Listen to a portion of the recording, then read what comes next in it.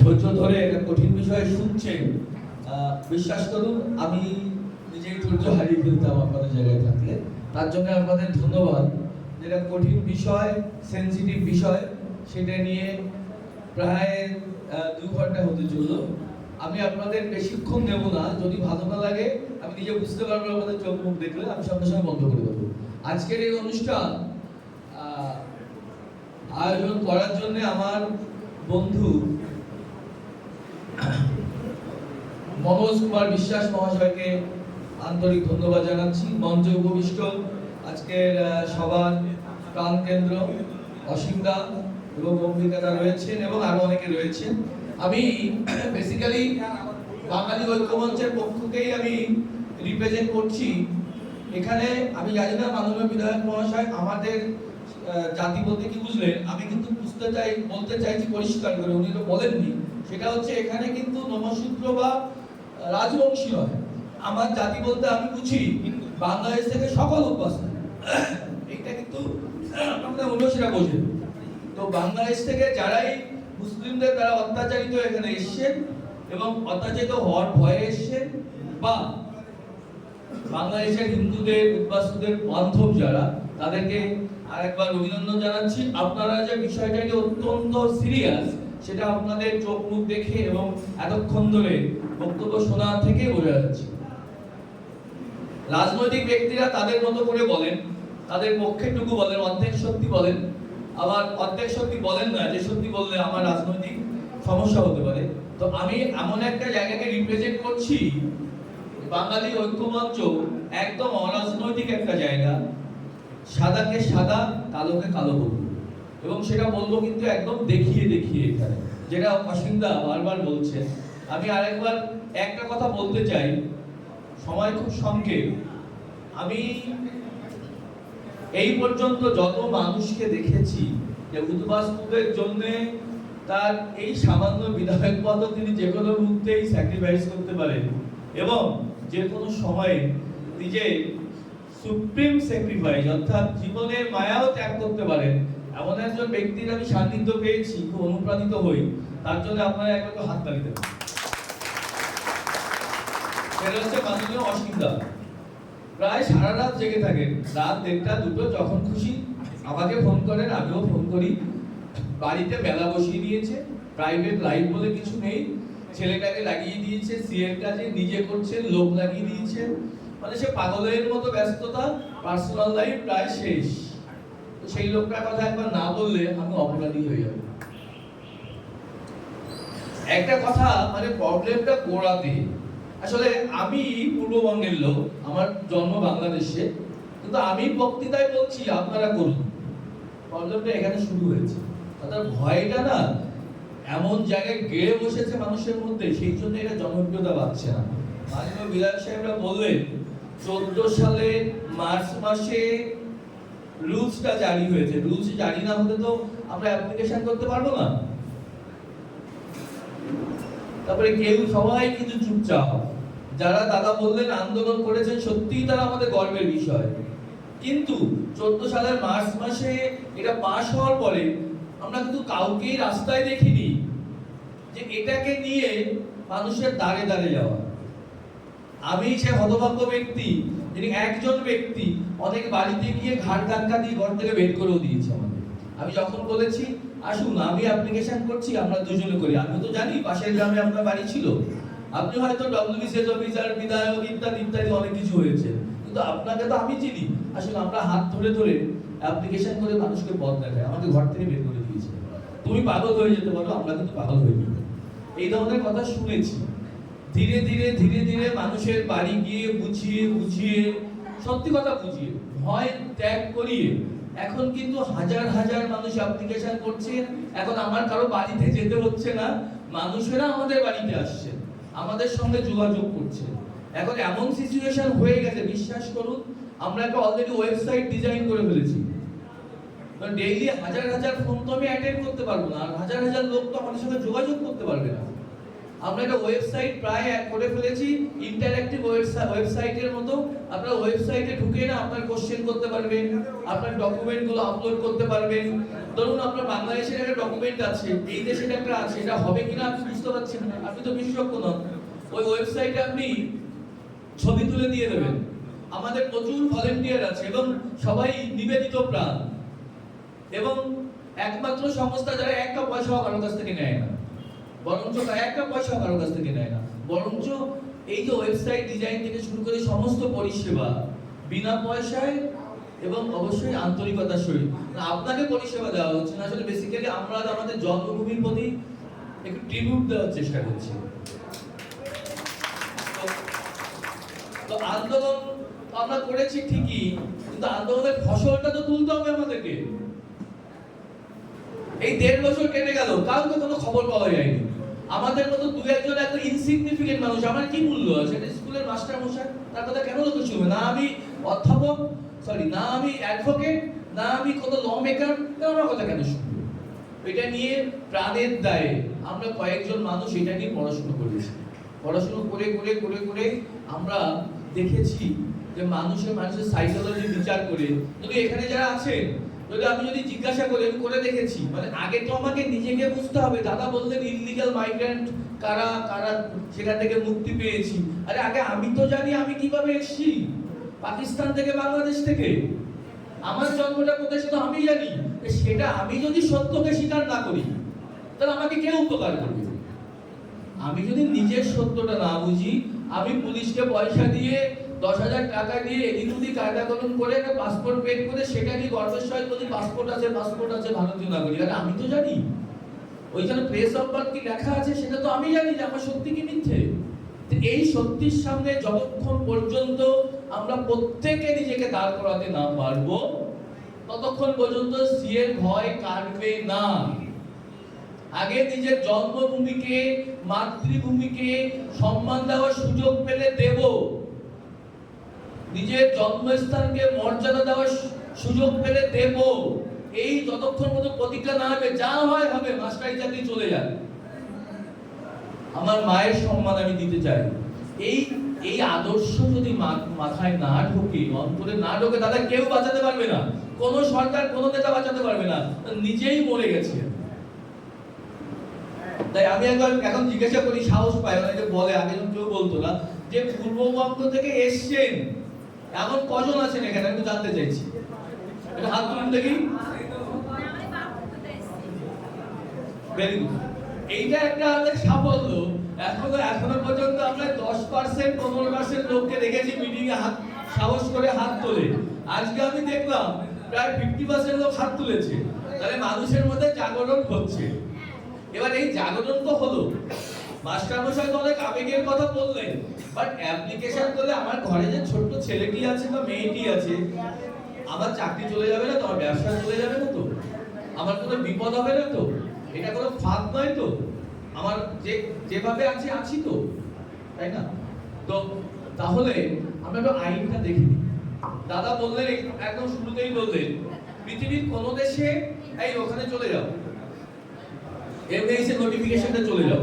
দাদা একটু আগে বললেন, দাদার কথা আমরা বিশ্বাস করছি না আপাতত, অসীমদার কথা বিশ্বাস করলাম না, যে ভারত সরকার আমাদেরকে কি বলেছে, যারা বাগান বোর্ডে আসলো বা উইদাউটে আসলো তাদের নাকি বৈধ করে দিয়েছে। এর পৃথিবীতে হয় নাকি? আমারও প্রথমে বিশ্বাস হয়নি। এটা হয় পৃথিবীর কোন দেশে হয়? অনুমতি ছাড়া হঠাৎ করে একটা লোক চলে এলো, জানলাম না শুনলাম না, তাকে বললাম তুমি বৈধ, তুমি আর অবৈধ নয়। বৈধ কথাটা বলেনি আইনে, তুমি অবৈধ নয়। এই কথাটা কোন সরকার বলতে পারে? এত মহানুভবতা দেখানো যেতে পারে আইনে? আইন আমরা সবসময় যদি বেড়া যাও, আইন মানুষকে আটকায়, আইন যে মানুষকে ভালোবাসে, আইন যে মানুষকে মানবতার পথে এগিয়ে দেয়, আন্তরিকতার পথে, আজকে সেটা দেখার চেষ্টা করবো আছে কিনা সেটা। দাদা যেটা বললেন, অসীমদা যেটা বললেন, দেখুন আমাদের নাগরিকত্ব আইনের ব্যাপারটা কারা রেগুলেট করে? কেন্দ্রীয় সরকার রেগুলেট করে। এই নাগরিকত্ব বিষয় নিয়ে আমি দেখিয়ে দিলে বুঝতে পারবেন। নাগরিকত্ব বিষয় নিয়ে কার কথা বলার এখতিয়ার আছে, অথরিটি আছে। কেন্দ্রীয় সরকারের বিষয়, এটা কোনো রাজ্য সরকারের বিষয় না। কেন্দ্র সরকারের একটা নির্দিষ্ট মন্ত্র সেটাকে রেগুলেট করে, সেটাকে নিয়ন্ত্রণ করে, দেখভাল করে। সেই মন্ত্রকের নাম আপনারা জানেন, স্বরাষ্ট্র দপ্তর, তাই জানেন তো আপনারা? তাহলে এই বিষয়ে যা যা নোটিফিকেশন হবে, যা যা কথা বলবে, সেটা কে বলবে? কেন্দ্রীয় সরকারের স্বরাষ্ট্র দপ্তর। 15 সালের 7ই সেপ্টেম্বর দুটো নোটিফিকেশন হয়, 600 GS আর 685E, 7ই সেপ্টেম্বর 2015। দেখতে পেয়েছেন? হ্যাঁ। আচ্ছা, দাদা মিথ্যা বলেছিল, দাদা টেনশনে আছে, সত্যি হবে তো? তো দেখেন, এই যে বলছে পাসপোর্ট অ্যাক্ট আছে না, passport entry into India amendment rule 2015। না না, ঘুরে ঘুরে বলতে হবে। আচ্ছা, entry into India amendment rule 2015, এই যে অ্যাক্ট থেকে এদেরকে এক্সামিশন দেওয়া হয়েছে, ছাড় দেওয়া হয়েছে। কাদের দেওয়া হয়েছে? বাংলাদেশ থেকে। আমি কিন্তু ওই বাংলাদেশ, পাকিস্তান, আফগানিস্তান এরপরে আর বলবো না, 6টা ধর্ম সম্প্রদায়ের কথা বলবো না, সবাই সংক্ষেপের জন্য। তো সেখানে কি আছে দেখুন, বাংলাদেশ আছে, হিন্দু আছে, আমাদের যেটুকু প্রয়োজন সেটুকু নেব, তাই তো, বেশি মাথা ভারী করবো না। বাংলাদেশ থেকে হিন্দুরা 14 সালের 31শে ডিসেম্বরের মধ্যে যারা এসছে তাদেরকে বাংলাদেশের লোকে খাঁচায় পড়ে, কিসে? অবৈধ অনুপ্রবেশকারীদের খাঁচায় পড়ে, মানে কেস হয় তো, থানায় এফআইআর হয় তো, ফরেনার্স অ্যাক্টে হয় আর পাসপোর্ট অ্যাক্টে হয়। তাহলে আমি অবৈধ অনুপ্রবেশকারী এই কথাটা বললেই ল এনফোর্সিং এজেন্সি অর্থাৎ পুলিশের একটা কাজ এসে যায়, ধরো ওনাকে, উনি আইন ব্রেক করেছে, অনুমতি ছাড়া এসছে। তাহলে এই দুটো আইনে মুখ্যত, আরো দু একটা আছে, তাদেরকে খাঁচায় পোড়া হয়। উইদাউট পাসপোর্টে আসলে পরে বলছি। তাহলে বলছে 14 সালের 31শে ডিসেম্বরের মধ্যে যারা এসছে বাংলাদেশ থেকে হিন্দুরা, কবে? 14 সালের 31 ডিসেম্বরের মধ্যে। নিচে আসো, কিভাবে এসছে? দাদা বলছিলেন বাগানপোর্টে আসতে হবে, তাই তো? নিচে আসো, নিচে আসো। এই দেখুন, without valid document, without valid ডকুমেন্টের বাংলা ভাষা হচ্ছে বাগানপোর্ট, কাগজপত্র ছাড়া। ভ্যালিড ডকুমেন্ট নিয়ে যদি কেউ আসে এবং ভ্যালিড ডকুমেন্ট নিয়ে যদি সে থেকে যায় এক্সপায়ার করে যাওয়ার পরে, এই দুই ধরনের ব্যক্তিও যে বলেছি, তাই অবৈধভাবে থাকলেও তাদের ছাড় দেওয়া যায়, এই নোটিফিকেশনটাই দাদা বলছিলেন।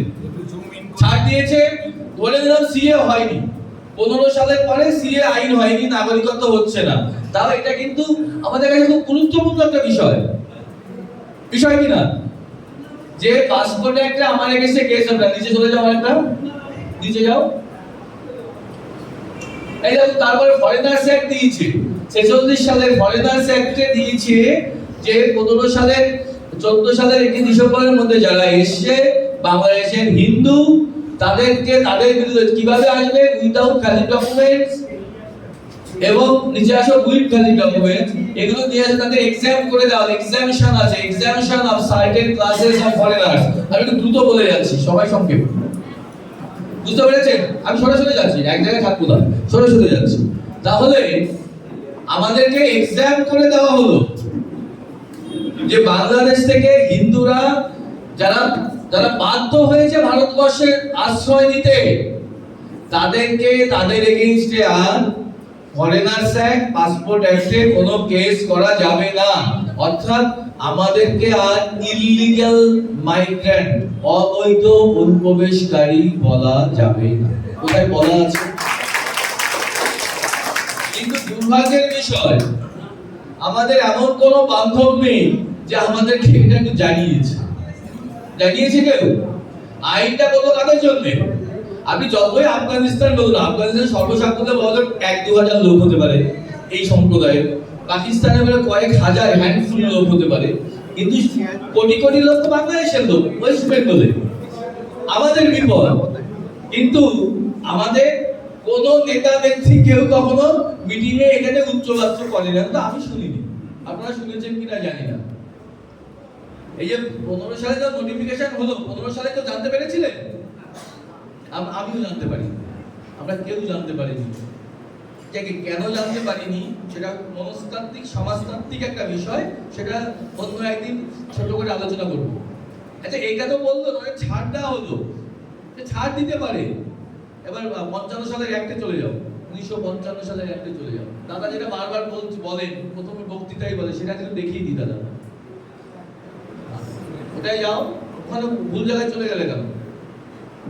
55 সালের, হ্যাঁ ওটাই যাও, বলো।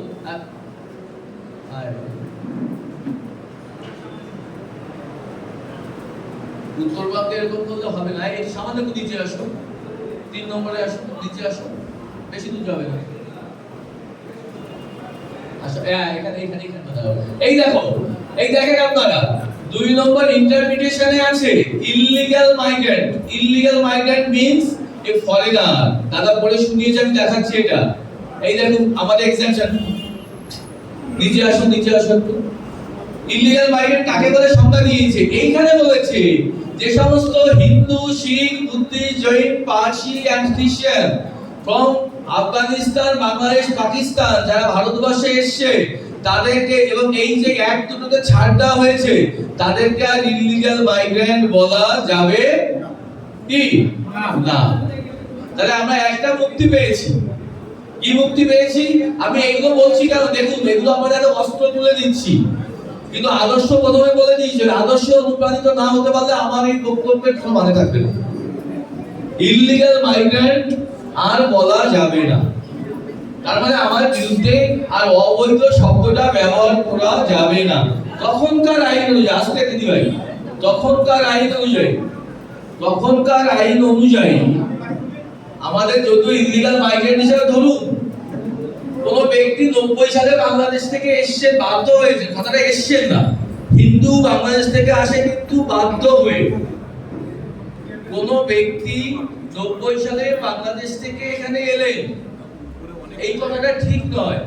90 সালে হিন্দু বাংলাদেশ থেকে ভারতবর্ষে আসতে কম্পেলড হয়েছে, বাধ্য হয়েছে, ভাষাটা বুঝতে হবে। যারা বাধ্য হয়েছে তারা কিন্তু আর অবৈধ থাকলো না। এইটা পৃথিবীতে এরকম আইন এখনো পর্যন্ত হয়নি। অবৈধকে একটা সার্কুলার দিয়ে বৈধ করে দেওয়া হলো, এই পর্যন্ত তো হলো।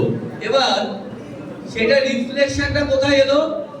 আমাদের নাগরিকত্ব আইন 1955 সালে চলে গেলে কেন? এত হুটপাট করলে হবে না। 55 সালে সেই নাগরিকত্ব আইন, সেইখানে এটা আমার রিফ্লেকশন আইন অনুযায়ী চলে এলো। এবার অনেক চেষ্টা চরিত্র করে আমাদেরকে বিভিন্ন জায়গা থেকে, উদ্বাস্তু সংগঠন থেকে, সরকারের নিজস্ব সদিচ্ছা, আপনারা জানেন রাষ্ট্রীয় স্বয়ংসেবক সংঘ এবং ভারতীয় জনতা পার্টির একটা মৌলিক আদর্শ আছে যে পৃথিবীর যেখানে হিন্দু বসবাস করে তাদের কিন্তু আদি বাসস্থান কিন্তু ভারতবর্ষ বলে মনে করে। তারা যখনই ভারতবর্ষে থাকতে চাইবে সেই ব্যবস্থা করাটাই আদর্শ। আমি আদর্শ বলছি, আইন তো অন্য কথা বলে। সেই জন্য দেখেন তার রিফ্লেকশনটা প্রতিটা ছত্রে ছত্রে আছে। আমাদের পোশাক আশাক, কথাবার্তা, লেখা সবকিছুতে আমাদের মনের কথা প্রকাশ পায়, মানে আত্মজীবনীমূলক হয়। তাই আইনটাও বিজেপি সরকারের একটা আত্মজীবনীমূলক একটা আইন। কি করে তার আদর্শ প্রতিফলিত হয়েছে আমি সেটা দেখাবো। চলে আসো 6B তে চলে আসো। 6B যেটা আমরা CAA 2019 বলি, আসলে এটা লোককে বোঝানোর জন্য, এটা আমাদের নাগরিকত্ব আইন 1955 সালে আইনের 6 নম্বর ধারায় এ অলরেডি আছে আসামের জন্য, ওটা B সেকশন যোগ করে দেওয়া হয়েছে 6B। সেই B সেকশনটাকে আমরা বলছি CAA 2019। আইনটা কি? আমি আবার বলছি, আইনটা বোঝা তার জন্য যে পজিটিভলি নিজের সত্য প্রকাশ করতে, সম্মানের সহিত বাঁচতে চায়। এই আইনটা বোঝানো কিন্তু তার জন্য। 6B দেখুন সেন্ট্রাল গভর্নমেন্ট কি করেছে, আসল জায়গায় পড়ি, দেখুন shall be deemed to be a citizen of India from the date of his entry into India। কি বললো? পৃথিবীর এমন নাগরিকত্ব আইন অন্তত আমি পড়িনি, আমি তো এই বিষয়ে বিশেষজ্ঞ না, আমি ইংরেজি মাস্টার মশাই। কিন্তু প্রাণের দায়ে এটা করেছি। তো কোনো জায়গায় কোনো আইন হয় তুমি যেদিন থেকে চাইছো সার্টিফিকেট সেদিন থেকে দেবো? আজকে অ্যাপ্লিকেশন করলে তো যেদিন দেবে আমাকে আজকেও দেবে না, যেদিন আমাকে আধিকারিক সই করবে সেদিন থেকেই তো আইন আমার তার অধিকার জন্মালো। মাধ্যমিক পরীক্ষা দিলাম না, আজকে মাধ্যমিক পরীক্ষা দিলাম, বললো 5 বছর আগে থেকে মাধ্যমিক পাস, তা তো হয় না। এই একমাত্র আইন নাগরিকত্ব আইনের 6B ধারায় প্রথমেই বলেছে from the date of his entry into India, অর্থাৎ যেদিন তিনি ভারতবর্ষে প্রবেশ করেছেন সেদিন থেকেই তিনি ভারতের নাগরিক হিসাবে পরিগণিত হবে। সে আপনি যেদিনই অ্যাপ্লিকেশন করুন না কেন, যেদিনই সার্টিফিকেট পান না কেন। আমি ধরে দিচ্ছি এই কাকা, আপনি এসছেন কি বাংলাদেশ থেকে, পাকিস্তান থেকে এসছে কত সালে? কোনো ভয় নেই, বলুন, পুলিশ ধরবে না। এই সাহসটাকে জোগাড় করতে হবে, তা নাহলে কিন্তু ওইভাবে হবে। দাদা 74 সালে এসছেন বাংলাদেশ থেকে, আমাদের ভেতরে ঢুকে মানুষের মনে ভেতরে ঢুকে কাজ করতে হবে, আপনি ভয় লাগবে না। আমি যদি নিজে অ্যাপ্লিকেশন না করতাম এই কথা আপনাকে বলতে পারতাম না। যে নিজে জন্ম বাংলাদেশে, পাকিস্তানে, সে নিজে অ্যাপ্লিকেশন না করে জ্ঞান দিলে সেই জ্ঞানে জোর থাকে না, দেখবেন ভাষা উঠে বেড়াচ্ছে, জোর করে বলতে হয়। এটা সাইকোলজিক্যাল ব্যাপার। ওই জন্য আমি প্রথমে অ্যাপ্লিকেশন করলাম চাকরিজীবী হিসাবে, যে চাকরি দায়িত্ব আমার চাক, আমাকে দেখে লোকেরা আসুন। তো from the date of his entry into India, উনি 74 সালে এসেছিলেন, উনি আজকে নাগরিকত্বের অ্যাপ্লিকেশন করবে, নাগরিকত্ব কবে থেকে হবে? 74 সালে কি মাসে এসেছিলেন মনে আছে? কোন মাসে এসেছিলেন? কোন মাসে? শ্রাবণ মাস মানে অগাস্ট, জুলাই মাসের কত তারিখ তার মনে নেই। আচ্ছা যাই হোক, আমি ধরে দিলাম যদি 5 তারিখে যদি মনে না থাকে কি হয় জানেন, মাসের মাঝামাঝি 16 তারিখে দিতে হয়, আইনের পরিভাষা এটা। তাহলে উনি জুলাই মাসের 16 তারিখে এই দেশে এসেছিলেন। কত সালে? 74 সালে। নাগরিকত্ব কবে থেকে পাবে? তাহলে 74 সালের পরে যা কাগজপত্র, বিয়ে শাদী, বাড়ি ঘর দূর, চাকরি বাকরি সবকিছু কিভাবে করেছেন উনি, সার্টিফিকেট পাওয়ার পরে কি বলা যাবে? 74 সাল থেকে উনি নাগরিক ছিলেন। তাহলে ওরা এতদিন পর্যন্ত যা কাগজপত্র বানিয়েছেন 74 সালের জুলাই মাস থেকে, সে কাগজপত্র ভারতীয় নাগরিক হিসাবে বানিয়েছেন বলে আমরা রেট্রোস্পেক্টিভলি মেনে নিলাম। অর্থাৎ রেট্রোস্পেক্টিভ মানে কি বলবো বাংলা, পেছন থেকে মেনে নিলাম, কারণ আমরা জানি ডিক্লারেশন হয়েছে। এবার আমার এই কাকা জিজ্ঞেস করবেন, আরে মাস্টারমশাই আপনি তো মিষ্টি মিষ্টি করে বললেন, তা আমি যে এসেছি তার তো কোনো প্রমাণ নেই। আচ্ছা প্রমাণ আছে, কারো থাকতে পারে না, একদম পাসপোর্টে আসলে থাকতে পারে, উইদাউটে আসলে। আচ্ছা উনি 80 সালে জমি কিনেছেন, তাহলে 74 সালের প্রমাণ তো নেই, তাই তো? তাহলে কি মুখে বললে এখনো পর্যন্ত ভারতবর্ষের আমাদের আইন এখনো কিন্তু সে ব্রিটিশ কলোনিয়াল অ্যাপ্রোচ রয়েছে, আপনার বলে কোনো ভরসা নেই, আপনাকে আটকানোর জন্য আইন। যাই হোক, আইন ব্যাখ্যা করে দেবো, পরে হবে যদি সময় হয়। তাহলে উনি 80 সালে করেছে, প্রমাণ আছে 80 সাল। 74 সালে দিলে কি মানবে সরকার? আপনি কি মানবেন? উনি 74 না হলে 64 বলতে পারতেন, আমরা তো মানবো না। মানবো কি দিদি ভাই কি বলেন? উনি বাইরে বললে মানবো? এই আইন বলছে হ্যাঁ মানা হবে, কারণ is compelled to take shelter in India. উনি বাধ্য হয়েছে ভারতবর্ষে আশ্রয় নিতে ডিউ টু রিলিজিয়াস পারসিকিউশন, ধর্মীয় অত্যাচার এবং ফিয়ার অফ রিলিজিয়াস পারসিকিউশন, ভয়ে উনি আসতে বাধ্য হয়েছেন। আর আইনটা একেবারে টোটালি একটা মানবিক আইন। কেন মানবিক আইন? দর্শনটা আগে বলেছি, আরএসএস কি চায়, বিজেপির কি মানসিক গঠন, সেই জন্যই বলেছে উনি যেদিন আসবে বলেছেন মুখ দিয়ে, সেই দিনই মেনে নেওয়া হবে, তা নিয়ে কোনো প্রমাণ চাওয়া হবে না। আর কেন পেছন থেকে দেওয়া হলো? কারণ আমরা তো এসে উপস্থিত হয়েছি বিভিন্ন সময়, 74, 84, 90, 2000, 2014 এই বিভিন্ন সময় তো এসেছি, তাই তো? তাহলে আইনটাকে বাঁচানোর জন্য, ওনার আসার পরে সমস্ত কাগজপত্রটাকে লিগালাইজ করার জন্য, রেগুলারাইজ করার জন্য, সেই জন্য ব্যাকডেট থেকে দেওয়া হচ্ছে যাতে ভয় কেটে যায়। কিন্তু ও বেটারা জানে না ভয় তো আবার নাড়ে রয়েছে, আমার নারীতে জড়িয়ে রয়েছে ভয়, এ তো কাটছেই না মোটে। এই কাটানোর জন্য আমরা দাঁড়ে দাঁড়িয়ে ঘুরছি। কাকাদের মতো লোককে আমরা বলছি এগিয়ে আসুন। এই সুযোগ আর জীবনে কেউ দেয়নি আগে, এই সুযোগটাকে ব্যবহার করুন। আগে নিজেকে বলতে হবে যে ভাই আমি সত্যি তথাকথিত ঐতিহাসিক ব্যাপারটা আলাদা, রাজনৈতিক ব্যাপারটা আলাদা, আমি বাস্তব কথাটা বলছি। সত্যি তো আমি এসছি, এটা তো মিথ্যে নয়। আমি এতদিন এটা অস্বীকার করেছি কেন? 2015 সালে 7 সেপ্টেম্বর নোটিফিকেশনের আগে লিটন বিশ্বাস আমিও অস্বীকার করতাম। কেন করতাম? কারণ আমার উপায় ছিল না, তাই তো? কিন্তু এখন উপায় যখন বেরিয়েছে, এখন যদি আমি সত্যি কথা বলে নাগরিকত্ব সার্টিফিকেটটা না নিই, তাহলে তো আমি আত্মপ্রবঞ্চক হয়ে যাব, নিজেকে নিজে প্রবঞ্চনা করবো না। এরপরে আরো কনসিকুয়েন্স আছে। তাহলে from his death, from his entry into India, এটুকু বোঝা গেছে তো? তাহলে কেন এটা বলা হয়েছে? আমার সুবিধার জন্য বলা হয়েছে। তারপরে পয়েন্ট কি আছে? দাদা একটু আগে বললেন, কোথায় আছে না দেখাও, এই যে এটাকে দেখাই। আচ্ছা, তারপরে কি আছে দেখুন, প্রসিডিংস মানে কি? আমরা বলতে থানায় কেস হয়েছে বলি না, কেস চলছে, এফআইআর হয়েছে, এটাকে বলা হচ্ছে proceedings. is pending against him and central government। বলছে যদি আপনার বিরুদ্ধে সিটিজেনশিপ সম্পর্কে যদি কোনো কেস থাকে,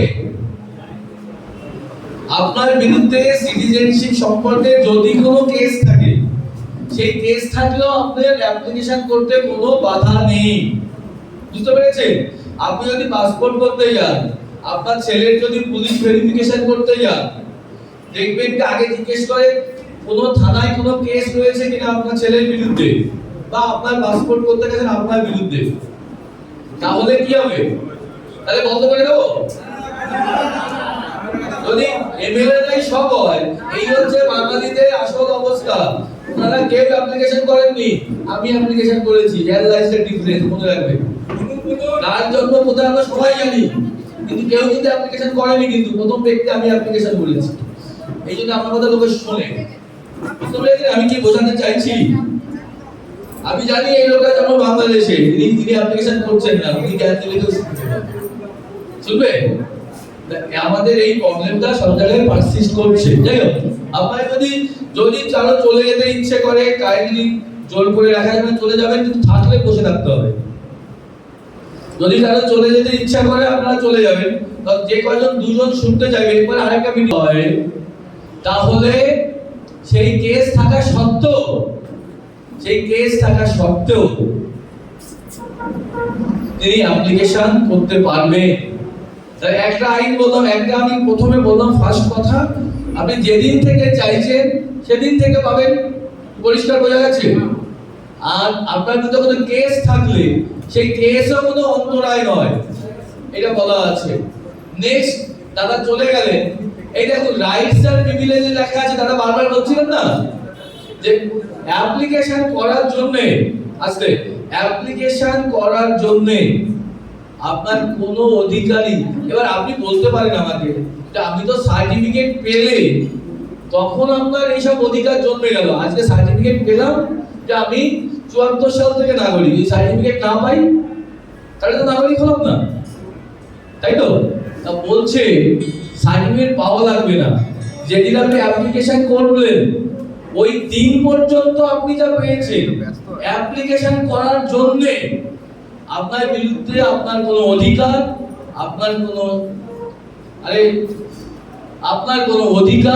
আপনার কোনো সুযোগ থেকে আপনাকে ডিপ্রাইভ করা যাবে না। এটা লেখা আছে। আপনার কোনো অধিকার, রাইটস এন্ড প্রিভিলেজ মানে সুযোগ, আপনার কোনো সুযোগ এবং আপনার কোনো অধিকার থেকে shall not be deprived। shall শব্দের অর্থ আইনি ভাষায় হচ্ছে বাউন্ডেড, বাধ্যতামূলক। কোনোভাবে মেয়ে মানে ডিপ্রাইভ করতেও পারে, নাও পারে। shall লিখলে করতে পারবেই না, shall not be deprived। দাদা ওখান থেকে সরে যাবেন। shall not be deprived of his rights and privileges। তার অধিকার, তুমি এদিকে এসে বসলে ভালো হতো। হ্যাঁ, এদিকে এসে বসো। shall not be deprived of his rights and privileges, তার সুযোগ থেকে তাকে বঞ্চিত করা যাবে না। তাহলে বিভিন্ন সুযোগ সুবিধা থেকে বঞ্চিত করা যাবে, কি দেবে না বলেছে? লক্ষ্মীর ভান্ডার দেবে না, সেই করতে পারবে? ভারতীয় সংসদের উপরে কে আছে? ভারতীয় সংসদের উপরে, ভারতীয় সংসদে পাশ করা আইনের উপরে ভারতবর্ষে কোন কোন রাজ্য সরকার আছে, কোন নেতা আছে, কোন নেত্রী আছে? স্বয়ং রাষ্ট্রপতিও নেই। কারণ রাষ্ট্রপতিও ভারতীয় সংসদের তৈরি আইন দ্বারা পরিচালিত হয়। তাহলে রাজ্য সরকার তো দূরের কথা, যে লক্ষ্মীশ্রী কি সমস্ত বলে না, আমার বিভিন্ন জিনিস দেবে না সুযোগ, তা কিন্তু কখনোই করতে পারবে না। আইন দ্বারা আপনি সুরক্ষিত। এবার দিদি ভাই, দাদা ভাই, আপনাদের বক্তব্য, আপনি তো বাদ, শেয়ালের পালে থেকে থেকে শিয়াল সেজে সেজে থাকতে থাকতে শেয়ালের স্বভাব আর যাচ্ছে না। আইন করে দিয়েছে বাঘ হওয়ার, যে শেয়াল শেয়ালই থেকে যেতে চাইছে, আসলে বাঘ। এই বাঘ হওয়ার এই অস্ত্র, এটা মানসিকতায় দাদা ঠিক বলেছে। আমি যেটা বলতে চাইছি, আপনার এখানে আঘাত, দিমাগে আঘাত করতে চাইছি, মানসিকতা চেঞ্জ করতে হবে। বাংলাদেশের উদ্বাস্তুদের, আমি নিজে উদ্বাস্তু, মানসিকতা চেঞ্জ করুন। কারো স্বরে বলুন, 14 সালের 31শে ডিসেম্বরের আগে এসেছি, নাগরিকত্ব আমার অধিকার। আমার নাগরিকত্ব অ্যাপ্লিকেশন করলে কত সহজে দিতে হবে, নেতা মন্ত্রীদের ঘাট ধরে আদায় করতে হবে। সহজে আমি অ্যাপ্লিকেশন করলে 1 মাসের মধ্যে নাগরিকত্ব দিতে হবে, আন্দোলন করতে হবে, বসুন। তা না করে আমি দেশের নাগরিক, আমি দেশের নাগরিক, ম্যাক্সিমাম লোক ফোন করে কথা বলে আমার কাছে, প্রচুর লোক। তখন একজন শিক্ষিত, বেশ গোছগাছ করে লোক গেল। আমি বললাম, আপনি বাংলাদেশ থেকে কবে এসেছেন? আমি জিজ্ঞেস করলাম, না তো আমি কাজ করতে পারবো না, বুঝতে পারবো না। তার উত্তর কি দেয় জানেন? অনেকবার কি উত্তর দেয়? অনেক দিন না, বলে আমার বার্থ সার্টিফিকেট আছে। আমি বললাম, বাংলাদেশ থেকে কবে এসেছেন? এর উত্তর কি হয়? হয় আমি আসিনি, অথবা আমি এসেছি। তা বলছে আমার বার্থ সার্টিফিকেট আছে। তার মানে কি? এই যে দুর্বলতা, আমার না এই কাগজ আছে, ওই কাগজ আছে। আমার বাবা না একটা সিটিজেনশিপ করে রেখে গেছিল 68 সালে এসে, ওইটা রয়েছে। আপনার তুমি কবে এসছো বাবা? বলে আমি যখন ওখান থেকে এসে 9-এ ভর্তি হয়েছি। আমাদের বাবার সিটিজেনশিপের গল্প শোনাচ্ছ কেন? বুঝতে পেরেছেন তো? এটা এইখানটায় সমস্যা। আমরা দাঁড়ে দাঁড়ে গিয়ে আপনাদের কাছে, আপনারা যে কোনো রাজনৈতিক দল করুন, আমার কোনো আপত্তি নেই, সত্যি খুশি হব, কিন্তু আপনি নাগরিকত্ব সার্টিফিকেটে অ্যাপ্লাই করুন, আর কিচ্ছু দরকার নেই। দেখবেন না, একটা আলাদা স্বাদ পাবেন। যে কটা দিন আর বাঁচলো উন্মুক্ত হয়ে, যেখানে যারা আছে এর 90 বা আরো বেশি 95% ভারতীয় জনতা পার্টি সাপোর্টার বলে আমার মনে হয়েছে আপনাদের দেখে।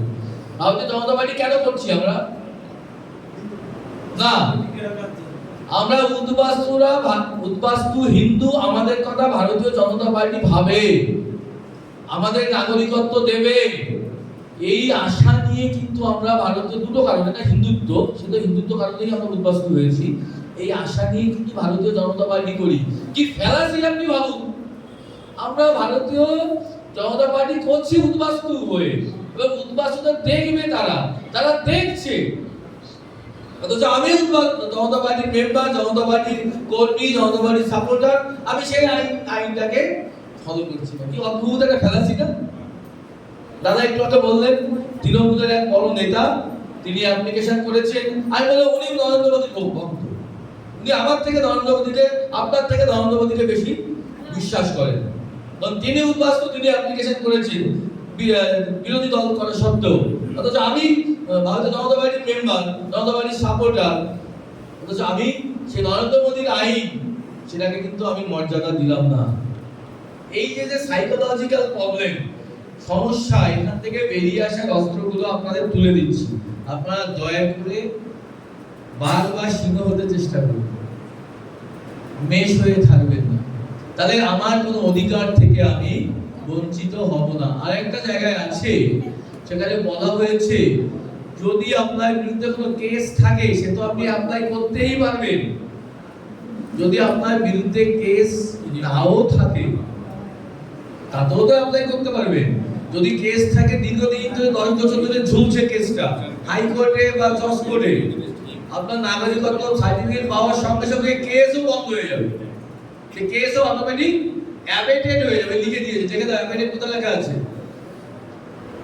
স্ট্যান্ড অ্যাবেটেড। এই যে প্রসিডিং মানে কেস, পেন্ডিং মানে ঝুলে থাকা। আমার বিরুদ্ধে যদি কোনো কেস ঝুলে থাকে তাহলে shall stand abated on conferment of citizenship. অর্থাৎ সিটিজেনশিপ কনফার্মেন্ট মানে দেওয়া, অর্পণ করা। সিটিজেনশিপ দেওয়ার পর থেকে সেই কেসটাও চলে যাবে। এবার দাদা বলুন তো, এই আইনে আর ভয়ের জায়গা কোথায় রইল? আপনার সমস্ত রাইটস, সমস্ত প্রিভিলেজ, চাকরি বাকরি, বিয়ে শাদী, সুখের সংসারে কোনো কিছুতে হাত পড়বে না, তাই না? বলেছে শুধু তাই নয়, সার্টিফিকেট পাওয়ার পরে নয়, আগে পর্যন্ত অ্যাপ্লিকেশন করার দিন পর্যন্ত হাত পড়বে না। তাহলে প্রবলেমটা কোথায়? মানে দীর্ঘদিন ধরে মিথ্যে বলে বলে তৈরি হয়ে হয়ে এমন জায়গায় একটা খোলসের মধ্যে ঢুকে গেছি, সেখান থেকে বেরোতে একটু কষ্ট হচ্ছে। এটা ঠিক, ঠিক তো? বেরোন আস্তে আস্তে, নিজে নিজে ভাবুন, নিজে নিজে এখান থেকে বেরোনোর একটাই রাস্তা, সেটা হচ্ছে আদর্শ। সেটা হচ্ছে একটা আদর্শ, সামনে একটা আদর্শ আইডিয়াল খারাপ করতে হবে। যে দেখেন আইডিয়ালটা কি, ভিত্তিটা কি, যেটা আমাদের মাননীয় বিধায়ক অসীমদা বলে গেছেন একটু আগে। ভিত্তিটা কি? আমার জন্ম হতে পারে বাংলাদেশের খুলনা জেলায়, এখানে যশোর জেলার লোক বেশি, ওপারে যশোর জেলা না, তাই তো? যশোর জেলা, বাংলাদেশের যশোর জেলার লোক এখানে বেশি। আমার জন্ম হতে পারে যশোর জেলায়, কিন্তু অবিভক্ত ভারতবর্ষকে স্বাধীন করার জন্য আমার পূর্বপুরুষের ভূমিকা অনেকের থেকে বেশি, অনেক রাজ্যের থেকে বেশি। অতএব এই দেশে বাস করা, নাগরিক হওয়ার 100% অধিকার আছে, সেটা কেড়ে নেওয়া হয়েছে। এই আইন সে অধিকারকে আমাকে আইনগতভাবে ফিরিয়ে দিল। এটা যদি আপনি মন থেকে বিশ্বাস না করেন, মন থেকে যদি ভালো না বাসেন, এই দেশটাকে ভালো না বাসেন নিজের জন্মস্থান বলে, তাহলে কিন্তু নাগরিকত্ব দেওয়া পাওয়া প্রায় মিনিংলেস হয়ে যাবে, খুব একটা লাভ হবে না। তাই আপনাদেরকে বলছি, আপনারা মনে করুন যেখানেই জন্ম হোক পুরা ভারতবর্ষের মাটি, ওই মাটি আর এই মাটি এক মাটি, জোর করে আলাদা করে রাখা হয়েছে। আর সরকার, এখনকার যে সরকার এই আইনটা আমাদের দিয়েছে, তাদের কাছে আমরা কৃতজ্ঞ। যে সরকারই হোক, এটা অরাজনৈতিক কথাই বলছি। এখন উপকারী কৃতজ্ঞতা স্বীকার করাটা মানুষের স্বাভাবিক প্রবণতা, সেই প্রবণতা থেকেই কথাটা বলছি, অরাজনৈতিক ভাবেই কথাটা বলছি। তাহলে এই যে আইনটা হলো, আমি এখন প্রশ্ন উত্তর করব। আমি কিন্তু কেমন করে নাগরিকত্ব পাবো, কি কাগজ পাবো সেটা পরে বলছি, কি কাগজ লাগবে। আমি বলছি এইটুকুতে কোনো সমস্যা আছে কিনা আপনারা বলবেন, যে অ্যাপ্লিকেশন করাতে কোনো পাবো। বসুন বসুন বসুন বসুন, আমি দয়া করে একটা কথা বলি। এই গাছের, এই আমি তো গাছে উঠতে পারি না, এই গাছে ঝুলে আছে একটা আম পেকেছে, আর একটু উপরে একটা আম বেশি পাকা মনে হচ্ছে, আমি তো গাছে উঠতে পারি না, পারতে পারছি না। আমি এইটার কথা খাবো নাকি ওইটার জন্য চিন্তা করে এটা খাবো না? কোনটা? দাদা 14 সালের পরের গল্পে চলে গেছে, আগের গুলো দেখাও না। ধরুন ভারতবর্ষে সেই 47 সালের পর থেকে, 15 আগস্টের পর থেকেই আমরা আসছি, বিভিন্ন ভাবে বিভিন্ন লোকে আসছি। 14 সালে আগে ছিল 71 সালের 25শে মার্চ, ওর মধ্যে আসলে তালে বলে একটা কিছু হয়ে যেত। এখন বলছে 14 সালের 31শে মার্চ, তাহলে বাড়িয়ে দিল সময়টা। এর মধ্যে সময়টা দিয়েছে আমাদের, আগে যেটুকু দিয়েছে তারাই তো অ্যাপ্লিকেশন করেনি। আপনাকে কে দায়িত্ব দিল যে আজকে আসলে সে অ্যাপ্লিকেশন করবে? 14 সালে, আপনি কত সালে এসেছেন বাংলাদেশ থেকে? আপনি অ্যাপ্লিকেশন করেছেন? করেছেন, ভেরি গুড। তাহলে 14 সালের 31শে ডিসেম্বরের মধ্যেই তো 90% লোক এসেছে বাংলাদেশ থেকে, পাকিস্তান থেকে। তাহলে অ্যাপ্লিকেশন করেনি কেন? এই এখনো পর্যন্ত এই গত মাস থেকে এসআইআর এর জুজু দেখিয়েছে বলে অ্যাপ্লিকেশন করছে। আমরা তো কোনো দাদা দিদিকে পাওয়া যেত না, বাড়ি গেলে তাড়িয়েই দিত আমাদের। এই ভারতীয় জনতা পার্টির মেম্বাররাও তাড়িয়ে দিয়েছে আমাদের। একদম খোলামেলা কথা বলছি নিজেদের। আস্তে আস্তে আস্তে বসুন বসুন। আস্তে তো ওটা পরের কথা, আমার কথাটা আগে বুঝে নিন। তাহলে যেটা দাঁড়ালো, আমরা সবাই অ্যাপ্লিকেশন করবো বলে সিদ্ধান্ত নিলাম, তাই তো? যারা আমরা এসছি, আর নির্দ্বিধায় আমরা স্বীকার করবো আমরা পূর্ববঙ্গ থেকে উদ্বাস্তু কথাটা আমার আপত্তি আছে, আর ঐতিহাসিকভাবে আমরা উদ্বাস্তু নই, আমাদের উদ্বাস্তু করতে বাধ্য হয়েছে, সেই জন্য একটা আপত্তি আছে। এবার 19 সালের আইন হলো, তার রুল কবে হলো? ভারতবর্ষের সংসদীয় ইতিহাস ঘেটে দেখবেন, যেদিন আইন হয় তার 1-2 মাসের মধ্যেই, কোনো দিন আজকে আইন হয়েছে কালকে রুল জারি হয়েছে, এই কদিন আগে একটা আইন হয়েছে রুল জারি হয়ে গেছে একদিন পরে। এই একমাত্র আইন যে আইনে 5 বছর পরে রুল জারি হয়েছে। 19 সালে আইন হয়েছে, 5 বছর পরে রুল জারি হয়েছে। একটু আগে মাননীয় বিধায়ক অম্বিকাদা বললেন না, কেন এটা হয়েছে? আমাদের যে বিরোধী বন্ধুরা, যারা আমাদের নাগরিক অ্যাপ্লিকেশন থেকে নাগরিকত্ব চলে যাবে, তারাই চেষ্টা করেছে যাতে এই রুলটা জারি না হয়, আমাদের যাতে এইভাবেই আদান মানে কি বলবো, মানে ঝুলে ঝুলে থাকি, ভেসে ভেসে থাকি। রুলে কি বলেছে? এই যে দাদা যারা কথা বলছেন না, আপনারা বিভিন্ন সময় হাত তুলছেন কথা বলবো, এই রুল নিয়ে কথা বলতে চাইছেন, আমি রুলের কথা বলি তারপরে আপনি বলবেন। তাহলে 2024 সালের মার্চ মাসে রুল হলো, তাই তো? রুল মানে কি? এটা প্রসিডিউর হলো, কেমন করে অ্যাপ্লিকেশন করতে হবে। আইন যদি এত ভালো হয় তাহলে রুল তো ভালো হতে বাধ্য, এটা স্বাভাবিক, তাই তো? ছাত্র যদি প্রতি ক্লাসে কথায় কথায় লাফিয়ে লাফিয়ে উত্তর দেয়, এই মাস্টারমশাই বসে আছে, পরীক্ষা থাকা তার তো রেজাল্ট ভালো হবেই, ভালো লিখবেই। কিন্তু রুলটা দেখি আমরা এবার কতটা সহজ সরল হয়েছে। রুলে কি বলেছে? বাংলাদেশ থেকে, রুলে চলে যাও, কাগজের ঘর চলে যাও, বাংলাদেশ থেকে 9টি কাগজ, 9 রকমের কাগজের যে কোনো একটি কাগজ অরিজিনাল আনতে হবে। আমি প্রথম থেকে ইতিহাসটা বলছি, অরিজিনাল আনতে হবে। কেন এটা বলতে হলো? আমার তো মনের কথা, যে লোকরা 74 সালে বাংলাদেশ থেকে এসেছে, উনি কি বাংলাদেশের কাগজ বলে করে নিয়ে চলে এসেছেন? সম্ভব নাকি? তাই মুসলমানের যে অত্যাচার, তাতে বরং ছেড়ে জমি না বেঁচে চলে আসতে হয়েছে, কাগজ কি করে আনবে? সত্যি এটা আমাদের কাছে প্রথমে খুব পাহাড় প্রমাণ সমস্যা ছিল। যারা কিছুদিন আগে এসে তাদের পক্ষে সহজ, যারা অনেক আগে এসছে তাদের পক্ষে যত আগে এসছে তত কঠিন। তখন দেখুন ওরা তাও লিখে দিয়েছে, এনি আদার, যাও দেখেন এনি আদার লিখেছে, any document, any other document বলছে কি জানো ভাই, যে কোনো একটা বাংলাদেশের কাগজ। বলছি আমরা 9খানা কাগজ, কিন্তু আসলে বলছি যে কোনো কাগজ। এনি বললে কি হয়? ইংরেজি ভাষার সাথে বসে আছে, যে কোনো, তাই তো? তাহলে 9খানা টানা লোককে দেখানো, আসলে যে কোনো কাগজ। এবার বলা হলো যে কোনো কাগজ তো সম্ভব নয়, বেশিরভাগ লোক 95% লোকেরই তো এনিয়াদারও আনতে পারছে না, কোনো কাগজই আনতে পারছে না। আনতে পারলেও বিপদ আছে, ডেট অফ বার্থ চেঞ্জ, নাম চেঞ্জ, বাবার নাম চেঞ্জ, কত রকমের কায়দা আছে, বাঁচার জন্য এগুলো করতে হয়েছে। তাহলে ডকুমেন্ট যদি পাওয়াও যায়, মেলানো তো যাবে না। বাংলাদেশের দেবাশিস এখানে হয়ে গেছে আশিস, তা মিলবে কি করে? তো সেই জন্য এখানে প্রবলেম তৈরি হলো। তখন গভর্নমেন্ট কত 10 নম্বরটা দিল, দেখুন কি লিখেছে, I will submit the relevant document before the district level committee। বলেছে এই যে হিয়ারিং যেখানে হয়, আমার কাছে কাগজ নাই, আমাকে যেদিন ডাকবে আমি জোগাড় করে নিয়ে যাব। কাকে দেখাবো? সেন্ট্রাল গভর্নমেন্টের একজন অফিসারের কাছে দেখাবো, স্টেট গভর্নমেন্টের কোনো হাত নেই এখানে। এটার মানে কি? আমি কোপরে দাঁড়িয়ে দেখায় এই শব্দের মানে কি? আইনের ফাঁক। বলা যাচ্ছে না যে আমি কিছু দেখাবো না, কিন্তু এমন করে পেঁচিয়ে পেঁচিয়ে আইনের কথা বলবো, লাঠিও ভাঙবে না, সাপটাও বাড়ায় না। এবার ভয় তো এটা হচ্ছে না কেন? ভয় তো এমন ভাবে জুড়ে রয়েছে, মানে করতেই পারছে না, ব্যারিস্টাররা মানে করতে পারছে না। বাংলাদেশে যার জন্ম, কথা বলে কেঁদে কেঁচা করে বেরিয়ে যাচ্ছেন। আমি দায়িত্ব নিয়ে বলছি, আমি তো আইন কিছু জানি না। বলে ব্যারিস্টার, সুপ্রিম কোর্ট, হাইকোর্ট, বিচারপতি সব বাংলাদেশে যার জন্ম, পাকিস্তান থেকে এসছে, গুটিয়ে রয়েছে, আইন পড়তেও সাহস আছে। দিস ইজ রিয়ালিটি, একদম সত্যি কথা বলছি।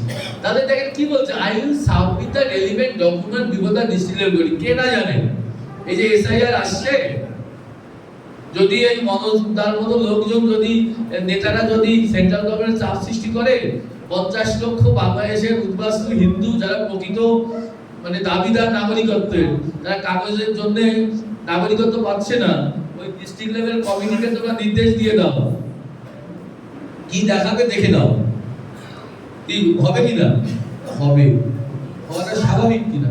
তাহলে আগে তো নিজেকে মানসিক প্রস্তুতি নিতে হবে। আমি অ্যাপ্লাই করবো, ডিস্ট্রিক্ট লেভেল কমিটিতে গিয়ে চাপ সৃষ্টি করবো রাজনৈতিক ভাবে, এই দেখেছো তো, এই নাও দেখো, যাও বাড়ি চলে আসো।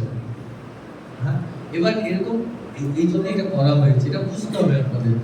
তারপরে আবার বলা হলো মানে সরকার চেষ্টা করছে মানে আমাদের জাগানোর জন্য। কাদের মাধ্যমে জাগাবে? কেউ আদালত দেবে না, কাদের মাধ্যমে জাগাবে? সরকারের যে মেশিনারি আছে, অ্যাডমিনিস্ট্রেশন আছে সরকারের, তাই না? কেন্দ্রীয় সরকারি দপ্তর আছে, রাজনৈতিক মেশিনারি আছে, তার সামাজিক মেশিনারি আছে। কোনো মেশিনারিকে জাগানো যাচ্ছে না, কোনো মেশিনারি যাচ্ছে না। এসআইআর না আসলে ওই আমার ওই 10-12টা ডেইলি হতো, তার বেশি আর হতো না। এই যে বসে আছে এখনো কিন্তু সবাই দিতে পারছে না, তাই তো? যাই হোক, তো এবার তখন বললো ঠিক আছে ভাই, দাদা বলে গেছেন, অর্ডারও আমার কাছে আছে, যে সরকার আবার নির্দেশ দিল, দেখি এতে লাভ হয় নাকি। বাংলাদেশের অরিজিনালিটিটা লাগবে না। কি করে বাংলাদেশের অরিজিনাল হবে? আরে একটা জেরক্স তো হোয়াটসঅ্যাপে আত্মীয়স্বজনের মাধ্যমে বা কিছু একটা নিয়ে চলে আসে। জেরক্স, জেরক্স মানে কি? What is the meaning of xerox? হ্যাঁ, জেরক্সের মানে হচ্ছে ফটোকপি না, জেরক্সের মানে জেরক্সই, আর বলা যাবে না। জেরক্সের কোম্পানি না, বাইকে কি সব কথা বলা যাবে? দাদা তো বললেন না। তাহলে জেরক্স, ওই যে আপনার নামের বানান ভুল, বাবার নাম কাকারে জ্যাঠা আগে এসেছিল, জ্যাঠারে বাবা বানিয়ে দিয়েছেন, বাধ্য হয়েছেন দিতে। ওই সমস্ত কিছু জেরক্সের মাধ্যমে আইনের মধ্যে থেকে কায়দা করা যাবে। আইনকে মানতে হবে ভাই, দেশের আইন, ঠিক আছে? সরকার চাইছে আপনি মানুন, আপনি নাগরিকত্ব দিন, কিন্তু আপনি জেদ করেছেন। আরে আমার বার্থ সার্টিফিকেট আছে, আমি এই যে প্রত্যেকের বার্থ সার্টিফিকেট, এখানে 3খানা কোশ্চেন করে বার্থ সার্টিফিকেট বুঝে যাবে যে বার্থ সার্টিফিকেটে কোশ্চেন করলে উত্তর পাবেন। বার্থ সার্টিফিকেট যে ফলস, যারা বার্থ সার্টিফিকেট বের করেছে বাংলাদেশ থেকে পাকিস্তানে জন্ম যাদের, আমি দায়িত্ব নিয়ে বলছি এখনই 3খানা কোশ্চেন করব, 3টা কোশ্চেনে যা উত্তর দেবে তাতে ডাউটফুল হয়ে যাবে, হবেন কিনা? সবাই বোঝে, এরা এর মধ্যে যাচ্ছে না। তাহলে বাংলাদেশের ডকুমেন্টের কি হাল হয়েছে বুঝতে পারছেন? কি লাগবে? বাংলাদেশের ডকুমেন্টের কি হাল হয়েছে বুঝতে পারছেন? কি চাইছি আমরা, সরকার কি চাইছে, আপনারা বুঝতে পেরেছেন তো? কিন্তু বুঝতে হবে না, সাহস জোগাড় করতে হবে। এই সাহসের ট্যাবলেট দিচ্ছি আপনাদের, সাহস জোগাড় করতে হবে। সাহস কে দিতে পারে? একজন সাহসী ব্যক্তি একজনকে সাহস দিতে পারে। ভীতু ব্যক্তি কাউকে সাহস দিতে পারে পারে না। তাই সাহসের পরিচয় কি? যে আমি নিজে আগে লাফ দিয়ে খালের মধ্যে পড়বো, এই খাল পার হবো, স্রোতস্বিনী খাল, নদী, আমি পার হয়ে দেখাবো, এই দেখো আমি পার হয়ে এসেছি, তোদের ভয় নেই, তোমরাও আসো। তা আমি যদি বলি এই লাফ দেবো না, তোমরা লাফ দাও, হবে না তো? আমি তাই বলবো, এখানে যারা আছে অনেক সাহসী, আমার বন্ধুকে বলবো এরপরে ছোট মিটিং করবো, 8-10 জনকে নিয়ে, 500 জনকে নিয়ে, যারা আমাদের এক্সপার্ট হবে। শুধু বক্তব্য, মিষ্টি মিষ্টি বক্তব্য দিয়ে কোনো লাভ নেই রে ভাই, অ্যাপ্লিকেশনটা তো করতে হবে। তার জন্য আমি বলবো এক্ষুনি নাম দিতে হবে যারা ডেডিকেটেড, যারা একটু কম্পিউটার বোঝে, তাদেরকে আজকেই আমরা অনেকটা ট্রেনিং দিয়ে যাব। এত দূর থেকে যখন এসেছি, এত সময় যখন দিয়েছি, আপনারাও দিচ্ছেন, যাতে এইখানে দাঁড়িয়ে মনোজ বাবুর নেতৃত্বে এই কৃষ্ণনগর শহরের পরে আমাদের কলকাতা, আমাদের মধ্যমগ্রাম যেন কারো যেতে না হয়, অন্য কোথাও যেন যেতে না হয়, শান্তিপুরে যেন যেতে না হয়, এইখানে বসেই হবে। তাহলে আমরা ট্রেনিং দেবো। আপনারা দেখবেন অলরেডি একটা সফটওয়্যার আমরা ওয়েবসাইট তৈরি করেছি। এই যারা ট্রেনিং দেবো, এরা ওয়েবসাইটের মাধ্যমে আমাদের সঙ্গে যোগাযোগ রাখবে। অ্যাপ্লিকেশন করার সময় যদি কোনো কোয়ারিজ থাকে আমরা দেখে নেবো, ওখান থেকে দেখে নিয়ে বলে দেবো চেঞ্জ করবে। তাহলে আর আমাদের ওখানে যেতে হবে না কারো, জাস্ট একটু ট্রেনিং দিয়ে যাবো। তাই বাংলাদেশের কাগজ যে হাল হয়েছে, হাল করে ছেড়ে দিয়েছে সেন্ট্রাল গভর্নমেন্ট, আপনারা বুঝে গেছেন তো? এরপরে যদি না বুঝি তাহলে কি বলবো, আর কিছু বলার নেই। আচ্ছা, এবার হচ্ছে ইন্ডিয়ান ডকুমেন্ট। ইন্ডিয়ান ডকুমেন্টের অবস্থা তো আরো খারাপ। যা করতে হচ্ছে আর যা করছে মানুষ, আমরা তাই সাপোর্ট করি, কিন্তু মানে আইনের মধ্যে থেকে কাজটা করতে হবে। ইন্ডিয়ান ডকুমেন্ট 14 সালের 31শে ডিসেম্বরের আগে যে কোনো একটা কাগজ দেখাতে হবে। এবার আমি ধরে নিচ্ছি এই ভাইটি 14 সালের 31শে ডিসেম্বরই বাংলাদেশ থেকে এসেছে। এসেই কি এটা কাগজ বানাতে পারে নাকি কেউ? অনেকে আছে 5 বছর ধরে কাগজ বানিয়েছে, আছে কিনা? ঠিক সত্যি তো তাই হয়। সরকারি কাগজ অনেকে আছে ভোটার কার্ড এখনো হয়নি, ঠিকঠাক দাওয়া ধরতে পারেনি, হয়নি, লাইন কার্ড করতে পারেনি, তাহলে কিন্তু এসছে, এটা সত্যি, এইটাকে সত্যি করতে হবে। এসছে, তাহলে মনোজ বাবুর বাড়ি আমি এসে উঠেছিলাম, ভাড়া ছিলাম তো। মনোজ বাবু জানেন তো, ওনার বাড়ি তো 12 সালে তৈরি হয়েছে, কথার কথা বলছি। তো মনোজ বাবুর বাড়িতে আমি ভাড়া ছিলাম। তো মনোজ বাবু আমাকে লিখিত দেবে যে আমার বন্ধু আমার বাড়িতে এসে ছোটবেলায় এসে 1 বছর ছিল, সেটা প্রমাণ হয়ে গেল 14 সালের আগে। কি বলে হয়ে গেল কিনা? স্কুলে পড়েছি, 7-এ ভর্তি হয়েছিলাম 14 সালে এসে। স্কুলে তো ভর্তি হওয়া যেত নাকি যেত না? এটা প্রাইমারিতে ভর্তি হয়েছিলাম, তার সার্টিফিকেটটা দিলেই হলো। তাহলে এদেশের কাগজও কিন্তু সত্যিকারেরই পাওয়া যায়। ওই উদ্দেশ্যটা হচ্ছে এখান থেকে আসবে। আমি করব, এই করব কথাটা না বলে, করব না বলে আমি যদি কথা বলি, তাহলে বিভিন্ন মানে ফাঁক ফকর খুঁজি, চাকরি যাবে না তো, এ করবো না তো, কাগজ পাবো কোথায়। আর যে করতে চায় না সে প্রথমে কোশ্চেনটা করে, যে করতে চায় না সে প্রথমে কোশ্চেনটা করে, 14 সালের পরে যে এসে তার কি হবে? আরে তুমি 14 সালের আগেরটা করো, তারপরে 14 সালের পরে 24 সাল দেখা যাবে।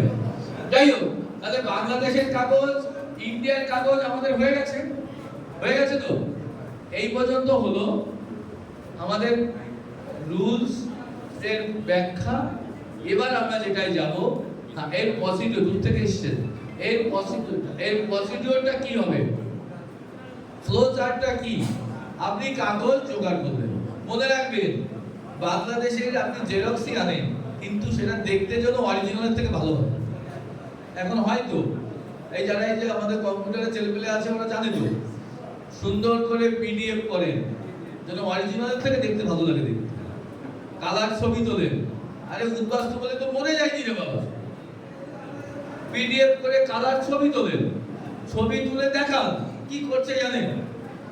ছবি এনে আমাকে দেখাচ্ছে, মানে যখন ছবি তুলছে তার হাতের ছবিটাও তার জমির দলিলের উপরে পড়ে রয়েছে, বোঝাই যাচ্ছে না কিছু। এখন তুমি কি এটা সার্টিফিকেট দেবা কিছু? এটা কি করে নিয়ে আসো? হাতটা সরিয়ে ছবিটা তোলো। তো যাই হোক, ছবি তুলুন, যদি কালার ডকুমেন্ট হয় কালার প্রিন্ট আউট দিই, কত লাগে? 10-20 টাকা 50 টাকা লাগবে প্রিন্ট করতে। সেইটা এই দেশের কাগজটা জোগাড় করুন। একটু খেয়াল রাখবেন, যদি নিজের কাগজ হয়, বাংলাদেশের কাগজ আবার কি নিজের নাম হলেও হবে, বাবা, ঠাকুরদাদা, ঠাকুমা, মা, ঠাকুরদাদার বাবা, এদের যে কারো একটা নামে কাগজ হলেই হয়। কিন্তু আমরা সবসময় বলি নিজেরটা, যারা একেবারে অনেক বড় হয়ে এসেছেন, ধরুন 50-60 বছর বয়সে যারা এসেছেন বা তারপরে, তারা নিজেরটা দিয়ে ম্যানেজ করে যায়। কিন্তু যারা অল্প বয়সে এসছে, 8, 9, 10-এ এরকম যারা এসছে, তারা সাধারণত বাপের জিনিস দেবেন, বাবার কাগজ দেবেন। তাহলে কি হবে? অনেক সমস্যা থেকে আপনি প্রথমে ডেট অফ বার্থ, সেই একটা সমস্যা দাঁড়িয়ে যায়, তাই না? তো অনেক এগুলো হবে। এবার নেক্সট হচ্ছে আপনাদের এই কাগজগুলি তো হলো, অ্যাপ্লিকেশন করতে হবে। অ্যাপ্লিকেশন করাটা একটু কঠিন আছে, না দেখিয়ে দিলে কোনো সাইবার ক্যাফে অ্যাপ্লিকেশনটা করতে পারবে না, বুঝতে পেরেছেন? সেটা কি করতে হবে দেখবেন, কতগুলো প্রশ্ন আছে। আপনি কি 2014 সালের 31শে ডিসেম্বরের আগে এই দেশে এসেছেন? প্রথম প্রশ্ন এই প্রশ্নের উত্তর কি হবে? আপনি কি বাংলাদেশ বা পাকিস্তান বা অন্য কোনো দেশ থেকে এসেছেন? কি হবে? বাংলাদেশে কি? এটা কমন মুখস্থ, পরীক্ষায় পাস করে যাবেন। আচ্ছা, আপনি কোন ধর্ম সম্প্রদায়ের মানুষ? হিন্দু, বুদ্ধিস্ট, খ্রিস্টান, কোনটা? হিন্দু, হিন্দুইটি, তাই তো? 4 নম্বরে কি আছে? তারপরে ইন্ডিয়ান ভ্যালিড পাসপোর্ট। আপনার কি আরেকটা কোশ্চেন আছে, আপনার কি ভ্যালিড পাসপোর্ট আছে? না। এই পাসপোর্ট তো বাংলাদেশের পাসপোর্টের গল্প, এই দেশের পাসপোর্ট না। কিন্তু এই দেশের পাসপোর্টের কোশ্চেন করছে না। আপনার কি বাংলাদেশের পাসপোর্ট আছে ভ্যালিড? কি হবে? প্রায় সবারই না, না সব 100% না হবে না, তবে 99% বেশি না হবে, তাহলে না। আচ্ছা, আপনার কি, খুলে দেখো বলে দিচ্ছি, আপনাকে এইটা অ্যাপ্লিকেশন করতে কাজে লাগবে। আচ্ছা আপনার কি আপনি পার্সন অফ ইন্ডিয়ান অরিজিন অর্থাৎ ভারতীয় বংশোদ্ভূত কিনা এটা কি হবে? হ্যাঁ তো, তাই তো নাকি? আপনারা ভারতীয় বংশোদ্ভূত কিনা? আমি তো জানি হ্যাঁ, আমার ঠাকুরদাদার জন্ম তো খুলনায় হয়েছিল, তখন তো কলকাতায় বাড়ি ছিল, তার বাবা তো ইন্ডিয়ার অবিভক্ত ভারতবর্ষের মধ্যে জন্ম, ঠাকুরদাদার জন্ম, তাহলে আমি তো ভারতীয় বংশোদ্ভূতই হব নাকি? না, আমি ভারতীয় বংশোদ্ভূত, সত্যিই ভারতীয় বংশোদ্ভূত। আইন করে সরকার পার্লামেন্টে কেটে দিয়েছে পাকিস্তান আর বাংলাদেশ থেকে, এখন তো পাকিস্তান আর বাংলাদেশ থেকে যাদের যাদের জন্ম, তাদের পূর্বপুরুষের, তারা ভারতীয় বংশোদ্ভূত নয়। তাহলে আমি ভারতীয় বংশোদ্ভূত নই, ওটাকে নো করতে হবে। এটা আইনের ব্যাখ্যা। কারণ যদি আইনে বলে দেয় বাংলাদেশে জন্ম হলে বংশোদ্ভূত, বলা যাবে না। এখন হৃদয়ে কষ্ট পেলেও এটাকে আমাকে নো করতে হবে। ঠিক আছে? ওই এই দেখুন পরপর আমি যা বলেছি এটা ফিল আপ করার জন্য কাজে লাগবে। যারা করবেন ফিল আপ, দেখুন এটা হচ্ছে ইয়েস হবে, তারপরে হচ্ছে বাংলাদেশ ইয়েস হবে, হিন্দু ইয়েস হবে, তো সহজ। তারপরে চলে আসো কি বলেছে, do you have valid passport, কি হবে? Very good. তারপরে ইন্ডিয়ান অরিজিন কি না, হৃদয়ে ইন্ডিয়ান অরিজিন সত্যি, কিন্তু এখানে আমরা জোর করে নো লিখবো। নো, বেশ। তারপরে নো দাও, নো দিয়ে দাও। তারপরে চলে আসে কি বলছে, এটা মাইনর কিনা, 18 বছরের কম বয়স কিনা। ইন্ডিয়ান অরিজিন ওই ম্যারেজ করলে কি লাগে? না না, ওটা কত কথা, ম্যারেজটা কোথায় আছে? ওই যে পরে বলছি আপনি ইন্ডিয়ান অরিজিন কিনা, নো। এবার বলছে এটা যেটা জটিল আছে, এইটা একটু জটিল মনে রাখবে। এটা ওই শতকরা 10% মানুষের হয়। Are you a person married to a citizen of India? তাহলে আপনি কি ভারতীয় নাগরিককে বিয়ে করেছেন? তো আপনার ক্ষেত্রে ইয়েস, সবার ক্ষেত্রে তো ইয়েস। শুনেন, এর একটা জ্বালা আছে। যদি বলেন হ্যাঁ ভারতীয় নাগরিককে বিয়ে করেছি, তখন ও আবার বলবে তাহলে তার বার্থ সার্টিফিকেট লাগবে, আপনার বোনের বা আপনার ওয়াইফের। আবার বলে বিয়ে করেছেন বলছেন, তাহলে ম্যারেজ সার্টিফিকেট লাগবে। বুঝেছেন তো? তাহলে ইয়েস বা নো করবেন তার যার দায়িত্বে। যদি ইয়েস করেন এই দুটো কাগজ কিন্তু দিতে হবে। যদিও আপনার নাগরিকত্ব সার্টিফিকেটে আপনার ওয়াইফের নাগরিকত্ব কিন্তু প্রুফ হবে না, তবুও আইনের পরিভাষাটা দিতে হবে। তাহলে কি হবে, are you a person married to a citizen of India and ordinary resident. তাহলে যদি ইয়েস হয়, আপনি ইয়েস দিচ্ছি না, ইয়েস দিলে ওই এখানে বন্ধ হয়ে যাবে। বন্ধ হয়ে 1 মিনিট 3 এ ফর্ম চলে যাবে, কারণ অনেকগুলো ফর্ম আছে তো নাগরিকত্ব। যদি ইয়েস হয় ফর্ম বলতে কোনটা দিয়েছো,